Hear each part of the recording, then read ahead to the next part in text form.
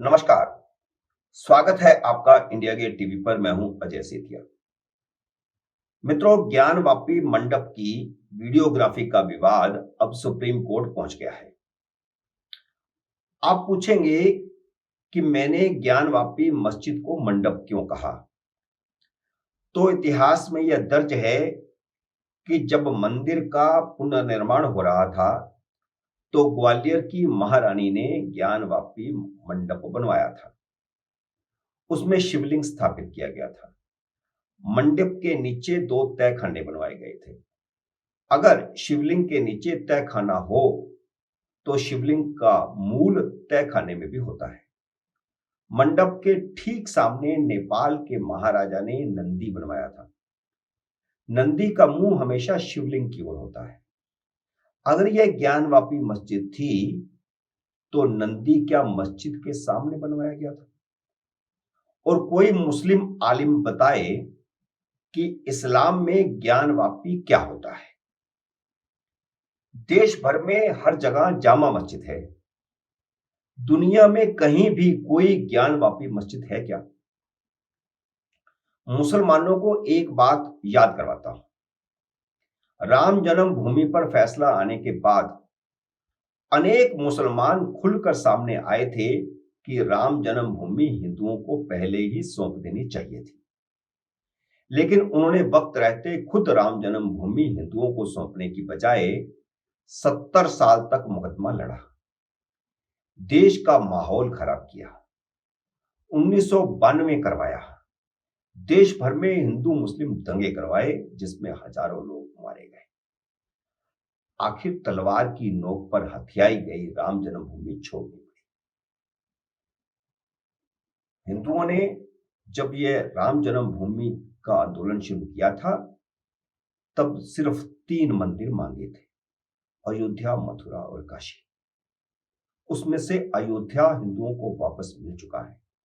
मथुरा काशी अभी बाकी है।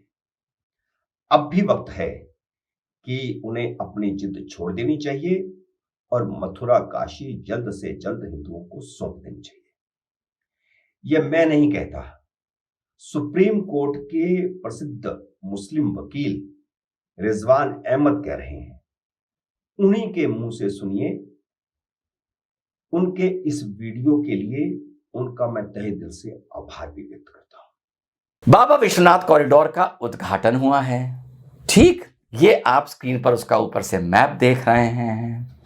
आज से तुम लोग मुझे गालियां देते हो कि 2014 के बाद मैं बकबक करने लगा हूं, है ना? ये देख रहे हो, 2003 का मेरा बयान है, 2003 का, कि विवादित जमीन हिंदुओं को अयोध्या में सौंप दी जाए। 2000, ये देखो 2000, ये बयान कब का है, ऊपर डेट देखो, कि मुसलमान गौ हत्या से तौबा करे। ये किसका पुतला जला रहे हैं? आतंकवाद का पुतला कब जला रहे हैं हम? 2005 में। तो बच्चों, लश्करे जाहिलिया के मेंबरान और फौजियों, ये मत सोचना कि हम आज के हैं। जो हमने आज बात बोली है, जो 18 साल पहले बोली थी, वही आज बोल रहे हैं। और 2004 से लेकर 2014 तक यूपीए की गवर्नमेंट थी।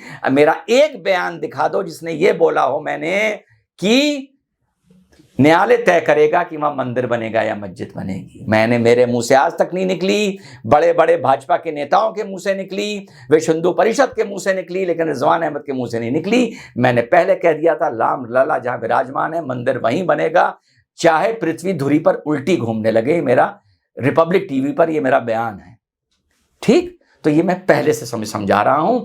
2019 में मुस्लिम बुद्धिजीवियों की लखनऊ में बैठक होती है कोर्ट का फैसला आने से 1 महीना पहले, और ये लोग ये कहते हैं कि ये जगह हिंदुओं को सौंप देनी चाहिए।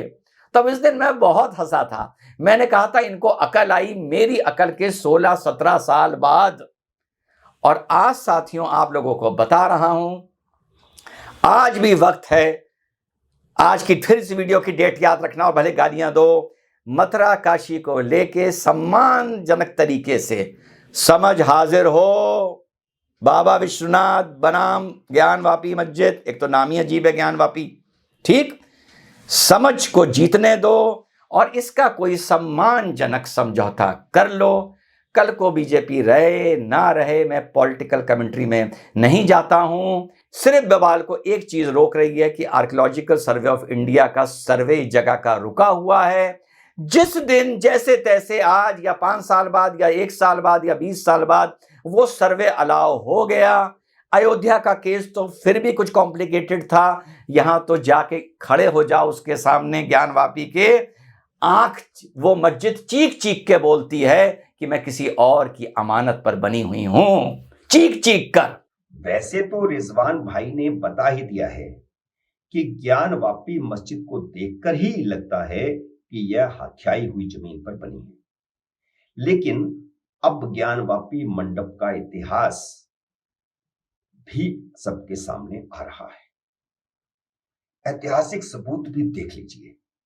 मैं आपके सामने ऐतिहासिक सबूत भी पेश कर रहा हूं। 18 अप्रैल 1669 को औरंगजेब ने एक फरमान जारी करके काशी विश्वनाथ मंदिर ध्वस्त करने के आदेश दिए थे। यह फरमान एशियाटिक लाइब्रेरी कोलकाता में आज भी मौजूद है। उस समय के लेखक साकी मुस्तैद खां की पुस्तक मस्जिद आलमगिरी में इस विध्वंस का वर्णन है। 2 सितंबर 1669 को औरंगजेब को मंदिर तोड़ने का कार्य पूरा होने की बाकायदा सूचना दी गई थी।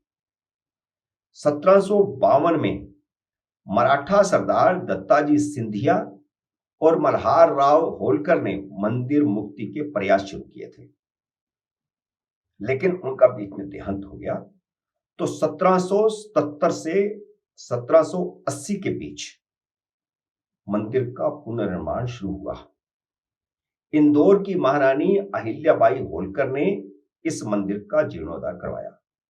अहिल्याबाई होलकर ने इसी परिसर में विश्वनाथ मंदिर बनवाया, जिस पर पंजाब के महाराजा रंजीत सिंह ने सोने का छत्र बनवाया।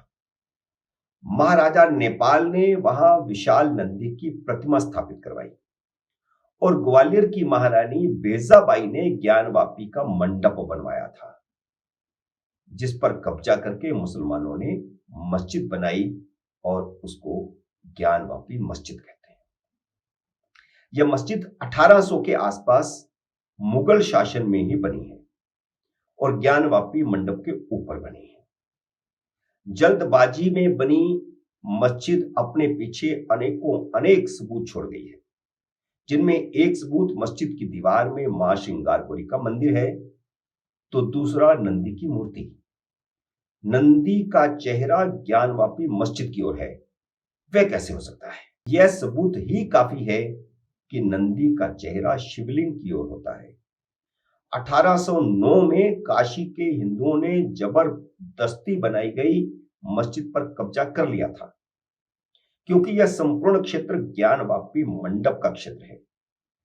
30 दिसंबर 1810 को बनारस के तत्कालीन जिला दंडाधिकारी मिस्टर वाटसन ने वाइस प्रेसिडेंट इन काउंसिल को एक चिट्ठी लिखी थी और इस चिट्ठी में उन्होंने लिखा था कि ज्ञानवापी परिसर हिंदुओं को हमेशा के लिए सौंप देनी चाहिए। लेकिन यह कभी संभव नहीं हुआ, क्योंकि अंग्रेज हमेशा हिंदू और मुसलमानों को लड़ाते हुए ही देखना चाहते थे। शायद हिंदुओं को हमेशा इस्लाम की ताकत दिखाने के लिए मां श्रृंगारपुरी के मंदिर की दीवार के ऊपर ही मस्जिद बना दी गई थी। अब वही दीवार और मां श्रृंगारपुरी का मंदिर इस्लाम के गले की हड्डी बन गए हैं। लेकिन मिस्टर वाटसन की वाइस प्रेसिडेंट ऑफ काउंसिल को लिखी गई चिट्ठी के 125 साल बाद 1935 में अंग्रेजों ने उल्टे मुसलमानों को पूरे ज्ञानवापी परिसर में नमाज पढ़ने की इजाजत दे दी थी। इसके खिलाफ हिंदुओं ने 1936 में मुकदमा दायर किया। 1936 में चले इस मुकदमे में प्रोफेसर अल्तेकर समेत कई लोगों ने गवाही दी थी। 14 मई 1937 को बनारस मूल के इतिहासकार प्रोफेसर परमात्मा शरण ने ब्रिटिश सरकार की ओर से बयान दिया था। उन्होंने औरंगजेब के समय के ही इतिहास लेखक मां आसिरे आलमगिरी को पेश करते हुए कहा था कि 16वीं शताब्दी के अंतिम चरण में यह एक मंदिर ही था। भारतीय साक्ष्य अधिनियम की धारा 57(13) के तहत सामान्य इतिहास की किताबों में भी वर्णित ऐतिहासिक तथ्य को साक्ष्य के तौर पर मान्यता है प्राप्त है। भारतीय साक्ष्य अधिनियम 1872 के अंतर्गत अल्तेकर की पुस्तक में उल्लिखित तथ्य और चीनी यात्री ह्वेनसांग ने भी विश्वनाथ मंदिर के लिंग की 100 फुट ऊंचाई और उस पर निरंतर गिरती गंगा की धारा के संबंध में उल्लेख किया है। इन दोनों पुस्तकों के सबूत अदालत में पेश किए गए थे। दावेदारों की ओर से 7 गवाह और ब्रिटिश सरकार की ओर से 15 गवाह पेश हुए। 15 अगस्त 1937 को मस्जिद के अलावा अन्य ज्ञानवापी परिसर में नमाज पढ़ने के अधिकार को नामंजूर कर दिया गया। यह अदालत का फैसला है। आजादी के बाद भी हिंदू सोया रहा। 15 अक्टूबर 1991 में पहली बार बनारस के 3 वकीलों ने पुरातत्व विभाग से जांच करवाने की याचिका डाली थी, लेकिन तब तक देर हो चुकी थी क्योंकि मुगलों की वंशज सरकार ने 18 सितंबर 1991 को संसद से प्लेसेस ऑफ वर्शिप एक्ट पास करवा लिया था। हालांकि अयोध्या को इस कानून से यह कहते हुए बाहर रखा गया क्योंकि उसका पुराना अदालती इतिहास था और मामला कोर्ट में था, लेकिन काशी और मथुरा का भी तो पुराना अदालती इतिहास था। जब 30 साल के सुप्रीम कोर्ट के स्टे के बाद 2021 में निचली अदालत ने पुरातत्व विभाग से जांच को मंजूर कर लिया था, लेकिन हाई कोर्ट ने फिर से निचली अदालत के फैसले पर प्लेसेस ऑफ वर्शिप एक्ट को आधार बनाकर के स्टे लगा दिया। अब जब निचली अदालत ने नए मुकदमे में वीडियोग्राफी और सर्वेक्षण का आदेश दिया है और उसके आदेश पर हाई कोर्ट ने प्लेसेस ऑफ वर्शिप एक्ट के आधार पर स्टे देने से इनकार कर दिया है, तो मामला सुप्रीम कोर्ट में चला गया है। वही होगा जो श्री राम जन्मभूमि के मुकदमे में हुआ।